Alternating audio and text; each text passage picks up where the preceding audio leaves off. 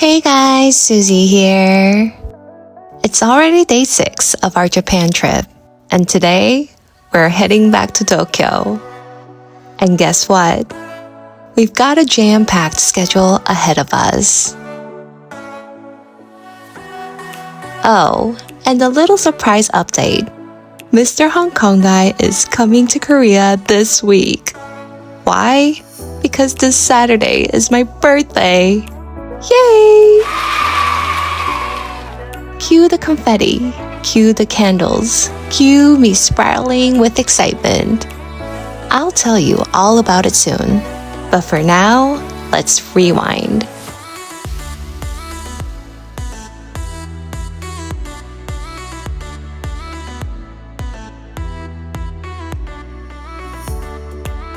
As you know, while we were staying in Nagoya, we had a fight. And yes, on the surface, it was about bedtime romance, or the lack thereof. But underneath, it was about everything. Just to clarify, I wasn't being dramatic over just that one thing. It was all the tiny things that I've been bottling up, and it finally spilled.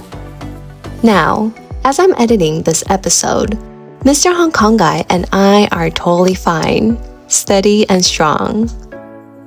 But back then, I was feeling insecure. I wasn't just upset about not having a romantic night. I was upset about the airport pickups that didn't happen. I was upset that he got so drunk he forgot I was coming. I was upset that he used to be so realistic, so practical, that sometimes it made me feel like I was the only one with emotions. And back then, I was still adjusting to this new kind of love. Because I've only dated Korean guys, and I was used to a certain style of romance. But with Mr. Hong Kong Gai, everything was new. The way he traveled, the way he saw relationships, the way he thought about physical intimacy, it was different, and I didn't know where I stood. So yes, that little disagreement, it exploded because it wasn't little. It was layered with insecurity and fear and unfamiliarity. Lesson learned: when you let past emotions mess with the present, it's not cute. And it's definitely not helpful. But maybe we needed that conversation. So, do you think we had that bedtime romance in Tokyo this time? Let's see if we managed to patch things up, romance and all. So, back to the story. We're at Nagoya Station catching the train back to Tokyo. And on the way, we started getting those morning munchies. And I was thinking, maybe I'll grab a bento. But Mr. Hong Kong Gai was like, did you know Japanese McDonald's is on another level? I was skeptical.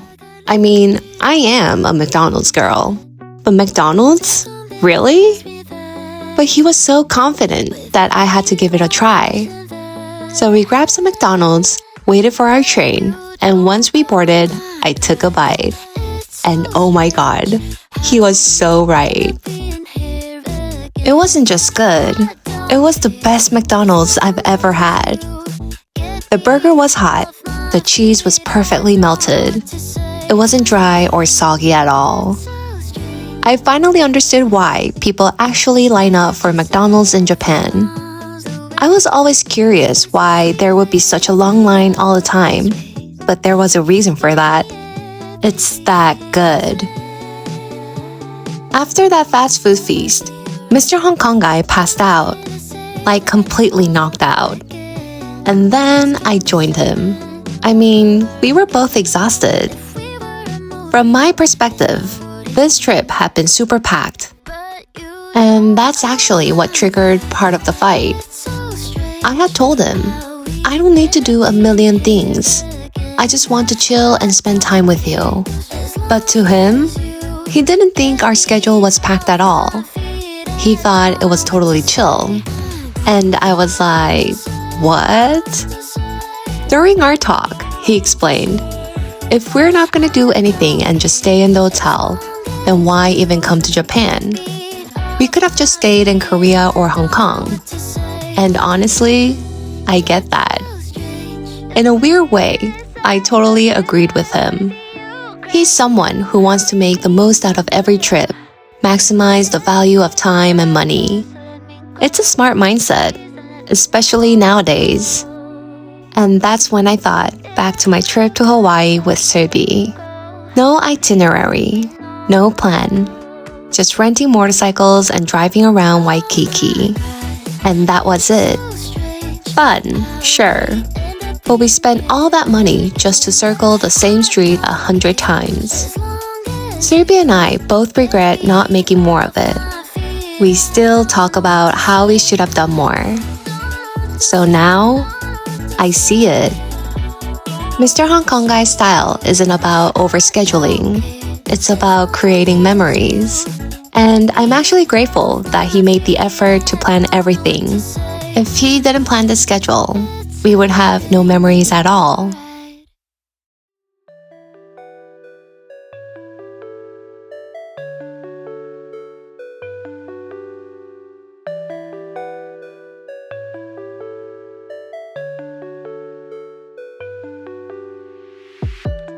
Anyways, we finally arrived in Tokyo and checked into our hotel. It was in Shinjuku, which is a perfect spot for shopping and exploring. The room was modern, clean, and small, but that's pretty standard for Japan. For the two of us, it was perfect. We were both super tired, but there was no time to rest. Because next up, Warner Bros. Studio, their Harry Potter theme park. Yay! But before that, of course, Mr. Hong Kong Gai wanted to go try this ramen. We were really rushing, but luckily the place was close to our hotel. It's called Ramen Nagi, located on Golden Gai Street. There was a line, but not too long. We waited maybe 20 minutes, but oh my god, it was so hot outside. June in Japan is no joke. The sun, intense. From the outside, you could tell this was a legit spot. It looked old, narrow, and kind of hidden. All signs of a great local eatery. Heads up though, they only accept cash. So don't forget to bring some. We walked in, dripping in sweat, only to find out the air conditioning wasn't helping. It was still hot inside. We got seated in the corner, which was even warmer with the heat from the ramen and the crowd. All we had was one tiny fan spinning above us.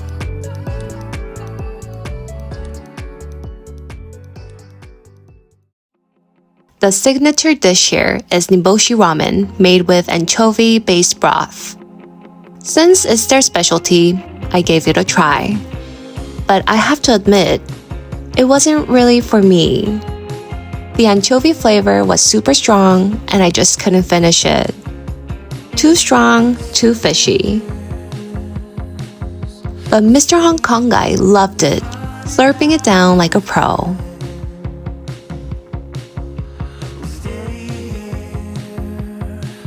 So I waited while Mr. Hong Kong Gai finished his bowl. He ate quickly since we were still in a rush, and then we raced to catch the train. About 30 minutes later, we arrived at the Harry Potter theme park. Now, here's the thing. Mr. Hong Kong Gai knows nothing about Harry Potter. He has never seen the movies, never read the books, nothing. But he added this spot to our itinerary just for me. I even told him, you really don't have to. But he said he just wanted to see me happy. That melted my heart and made me feel even more guilty for skipping the hike he wanted to do earlier in the trip. Next time, I'll make it up to him, for sure. No excuses. As soon as I saw the entrance, it was magical. Even more magical than Disneyland, honestly. If you're debating between Disneyland and Warner Bros. Studio in Tokyo, go here, but only if you're a Harry Potter fan. The moment I walked in, I felt like a Hogwarts student. It brought back every childhood fantasy I ever had about being a wizard or being Hermione. You know what I mean, right? I was like, I'm Hermione, and this is my school. And even though he didn't understand the references, he enjoyed it.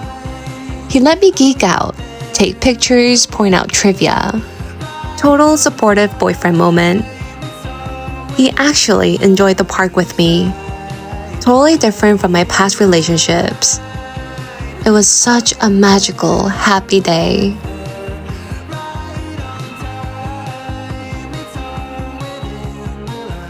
Oh, and if you're still here, you're a fan.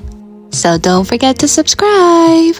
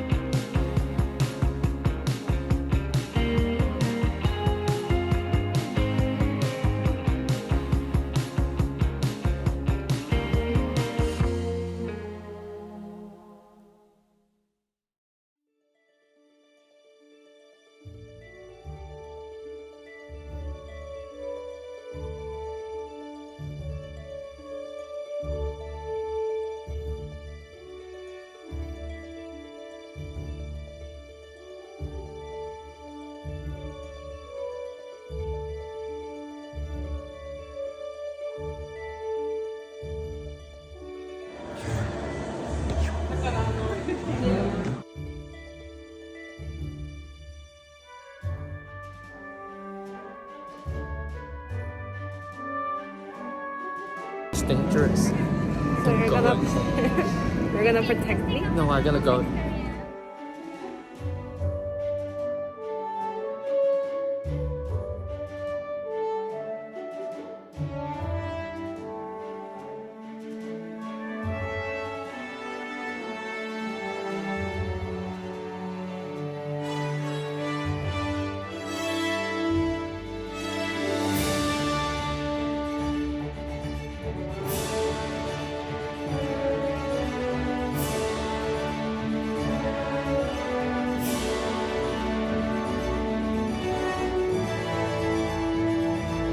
How is it? Oh, it's so sweet.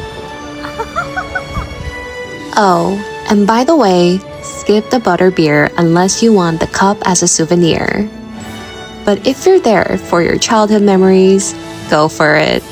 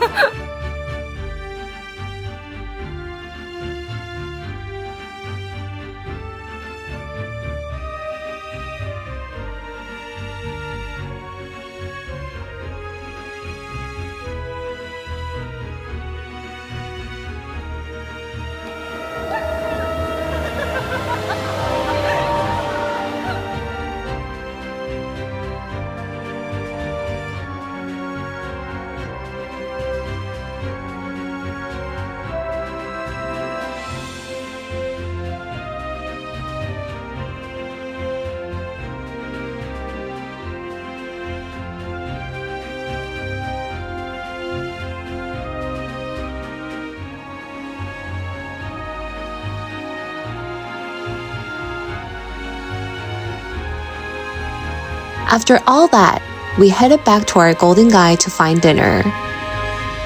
We ended up at Otako Shinjuku, known for their Kanto-style oden, a Japanese winter comfort stew.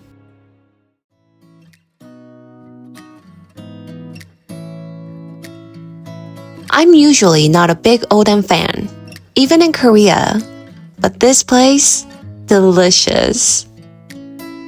While eating, I spotted kanímiso on the menu, which is crab intestine. Yes, I know, it sounds weird, but I love it. It's something I always order when I'm in Japanese sushi restaurants. But now, here's the thing. We hadn't gone to a sushi place this whole trip because Mr. Hong Kong guy doesn't eat sushi. I was a bit bummed at first, but I let it go because I can eat sushi anytime, but I can't see Mr. Hong Kong guy all the time, right? Then he saw the kanímiso on the menu and ordered it for me because he felt bad for not taking me to a sushi bar. I thought that was really thoughtful. And let me tell you, it was delicious. Like all my bedtime romance stress, gone. That first bite, total foodgasm. Okay, maybe a bit dramatic, but I just really love kanímiso. Beautiful woman, tied to your loving without beautiful woman. And all the things I didn't say, there's wrecking balls inside my brain. Standing tall with all my faith, empty voices in my head, and they will always be around until I found the one again. And all the things After dinner, we went back to the hotel. inside my brain, I was beyond tired and my feet were on fire. voices in my head. I knew Japan meant walking, but between the heat and the packed schedule, I was melting. I honestly wasn't even thinking about whether we would have a romantic night. I just wanted to pass out. But after we showered, we cracked open a beer and I mentioned how sore my feet were. And then he started massaging my feet, topless, with those dreamy eyes. Yep, it finally happened. Our official romantic night in Japan. It was hot, it was sweet, and it felt right. And that night, lying in a tiny Tokyo hotel bed with sore feet, a full heart, and a can of beer sweating on the nightstand, I realized something. Love isn't about checking every box or following someone else's idea of the perfect relationship. It's not always candlelit sushi dinners, cinematic fireworks, or a steamy night the minute you land. Sometimes, love looks like a crab dish you didn't expect. A guy who carries bed sheets across Nagoya. Or a spontaneous foot massage in a no-makeup sweatpants moment. I used to think love had to come with background music and perfect lighting. But real love? It's a little awkward, occasionally undercooked, and often running 5 minutes behind schedule. It's the guy who misses the romantic cues but notices when your feet hurt. It's the girl who buys the wrong tickets but still tries to make the day magical. It's the two people who mess up, then laugh, forgive, and get up early for the next train anyway. Because in the end, you don't need a magic wand, a grand romantic gesture, or the perfect night. You just need someone who's willing to show up, even if they forgot the sushi and brought kanímiso instead. And that's the kind of magic I'll choose every time. But this story isn't over yet. We still have 1.5 days left in Japan. And tomorrow is the day I was so touched I completely fell for Mr. Hong Kong guy. If you're curious what that's all about, stay tuned. See you next week!